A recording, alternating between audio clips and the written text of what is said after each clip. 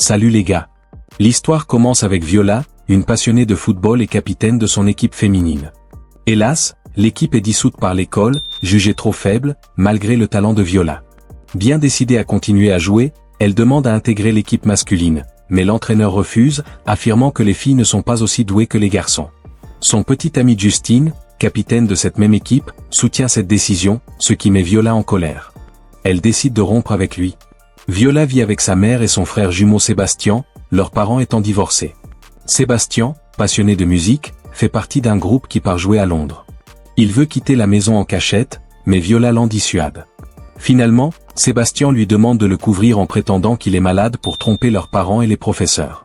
Après son départ, Viola élabore un plan fou, se faire passer pour Sébastien, s'inscrire dans sa nouvelle école et intégrer son équipe de football. Avec l'aide de son ami Paul, elle se transforme pour lui ressembler. Arrivée à l'école, où personne ne connaît Sébastien, elle est nerveuse mais se lance.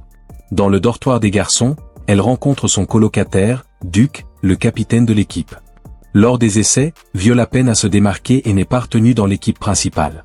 Elle se retrouve aussi confrontée à un autre problème, elle ne peut pas utiliser les douches des garçons, ce qui complique son déguisement. Le directeur, mécontent de ses absences, la convoque, pensant avoir affaire à Sébastien, et lui demande de se montrer plus assidue. Viola promet de faire des efforts. Peu après, elle se lie d'amitié avec Olivia. Au dîner, Duc confie à Viola qu'il est attiré par Olivia, mais qu'il est trop timide pour lui parler, surtout à cause de Malcolm, un garçon jaloux. Viola tente alors de s'intégrer en racontant des blagues aux autres garçons, mais son humour ne passe pas, ce qui la fait se sentir rejetée. Elle appelle Paul pour lui parler de son mal-être. Pour l'aider, Paul envoie deux filles séduisantes flirter avec Viola dans un café.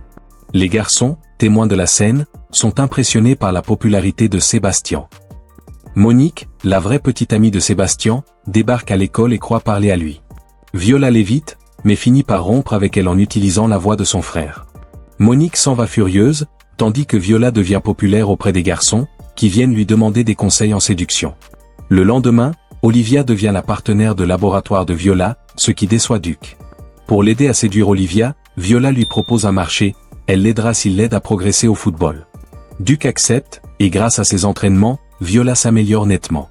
L'entraîneur l'intègre enfin dans l'équipe titulaire pour le match contre Cornwall. Viola tient sa promesse et aide Duc en vantant ses qualités devant Olivia. Mais à sa grande surprise, Olivia commence à flirter avec elle, pensant qu'elle est Sébastien. Viola détourne habilement la conversation, ce qui pousse Olivia à accepter un rendez-vous avec Duc. Viola, contente, annonce la nouvelle à Duc. Le lendemain, ils assistent tous à un carnaval organisé par l'école. Là, Viola embrasse Duc sur le stand des baisers, laissant transparaître ses véritables sentiments. Mais Justine, son ex, arrive et une bagarre éclate entre lui et Duc. Plus tard, Duc confronte Viola sur sa fuite du carnaval. Elle ment en disant qu'elle a vu Monique. Duc avoue alors qu'il commence à avoir des sentiments pour elle, ignorant qu'elle est en réalité une fille. Viola, troublée, ressent la même chose. Le lendemain, Olivia flirte avec Viola, persuadée d'être tombée amoureuse de Sébastien. Viola essaie de la repousser poliment. L'ami d'Olivia lui suggère alors de rendre Sébastien jaloux en sortant avec Duc. Lors d'un rendez-vous à 4, Olivia flirte ouvertement avec Duc. Viola, jalouse, quitte la table. Olivia interprète cela comme une réaction de jalousie de Sébastien. Pendant ce temps, Malcolm soupçonne que Sébastien est en réalité une fille, à cause de ses comportements inhabituels. Il en informe le directeur et promet d'en apporter la preuve. Lors d'une fête, Olivia avoue à Viola qu'elle n'aime pas Duc, mais qu'elle est amoureuse de Sébastien. Monique entend la conversation et une bagarre éclate. Tout le monde est expulsé. Cette nuit-là, le vrai Sébastien revient de Londres, sans savoir ce que sa sœur a fait. Olivia l'embrasse, pensant qu'il est toujours celui qu'elle connaît, et Duc, témoin de la scène, part furieux. Monique entend un message vocal de Sébastien mentionnant son retour, ce qui la pousse à enquêter. Elle se rend dans sa chambre, juste avant que Duc, en colère, accuse Viola de l'avoir trahi et la chasse. Le lendemain, Sébastien est réveillé par l'équipe, confus de se retrouver dans un match. Ne sachant pas jouer, il peine à suivre. De leur côté, Malcolm et Monique présentent leurs soupçons au directeur. Viola, réveillée tard, se précipite au match où Sébastien est sur le terrain. À la mi-temps, elle lui explique tout et ils échangent leurs vêtements.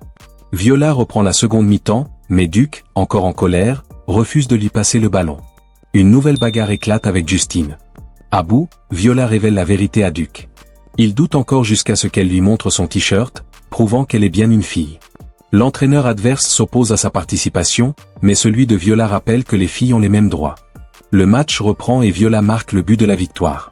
Plus tard, au bord du lac, Viola et Duc se retrouvent.